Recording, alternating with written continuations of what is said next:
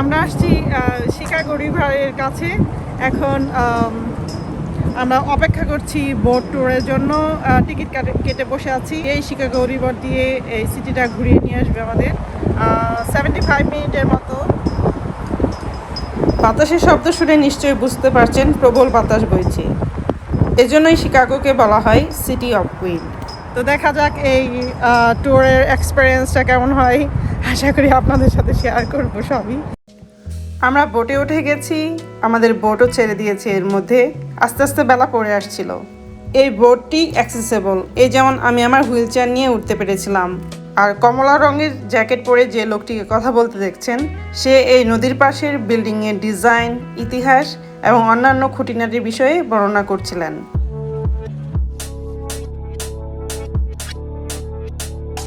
নদীর উপর দিয়ে এরকম আরও অনেকগুলো ব্রিজ চলে গেছে বাস, ট্রেন কিংবা লোকজনের চলাচলের জন্য।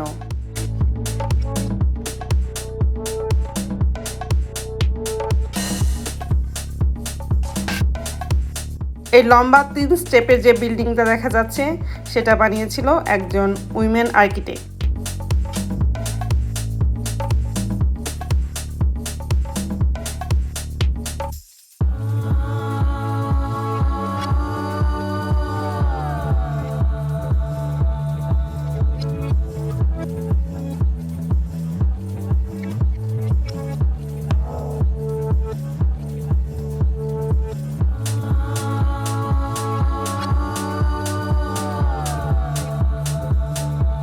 এটা হচ্ছে শিকাগোর ক্লক টাওয়ার।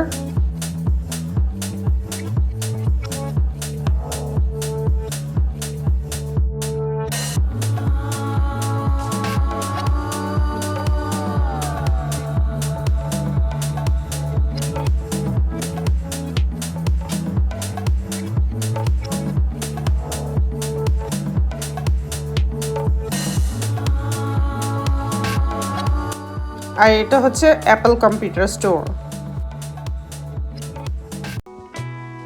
নদীর দুপাশে এরকম বহু রেস্টুরেন্ট, ইটারিস ও পাব খোলা রয়েছে। যত রাত বাড়ছিল, মানুষের ভিড় যেন আরো উপচে পড়ছিল।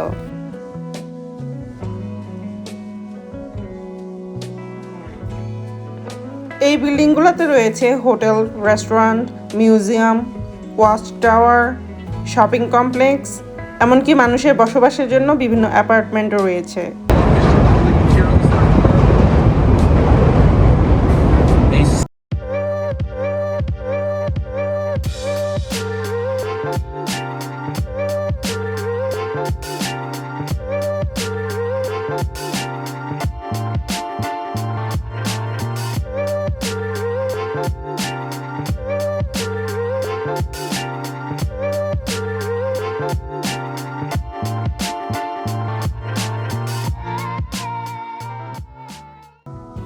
এটা হচ্ছে শিকাগোর বিখ্যাত সিয়ার্স টাওয়ার, বর্তমানে যার নাম উইলিস টাওয়ার। এটার কথা হয়তো আপনারা অনেকেই শুনে থাকবেন। এটি একটি 108 তলা বিশিষ্ট ভবন, যার উচ্চতা হলো 1451 ফুট।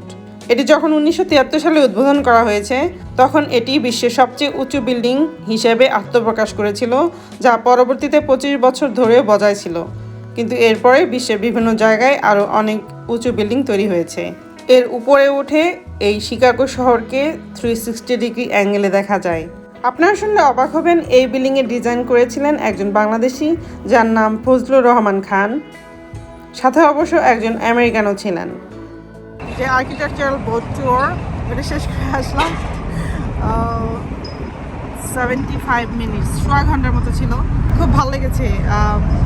এই বোট ট্যুরটার কথা অনেক শুনেছিলাম, লাইক নেদারল্যান্ডসের মতো, আমস্টারডামের মতো বা কিছুটা ভ্যানিসের মতো। খুব ভালো লেগেছে যে সিটির মধ্যে দিয়ে এই নদীটা বয়ে গেছে, শিকাগো রিভার। এবং শিকাগোর যে বিভিন্ন ল্যান্ডমার্কগুলো আছে বা আর্কিটেকচারাল যে ডিজাইনগুলো আছে, ওগুলো সম্পর্কে আমাদের সারাক্ষণই ধারাভাষ্য দিয়েছে একজন, বর্ণনা করেছে এগুলার পিছনের হিস্ট্রিগুলো। তো এই ট্যুরটা যেমন বিনোদনমূলক ছিল, তেমনই ইনফরমেটিভও ছিল। তো আপনারা যারা আর্কিটেকচার বা ইঞ্জিনিয়ারিং এগুলো পছন্দ করেন, ইন্টারেস্ট আছে, তাদের জন্য এই ট্যুরটা মাস্ট সি একটা অ্যাট্রাকশন শিকাগোতে আসলে। আপনারা ভালো থাকবেন। Thank you.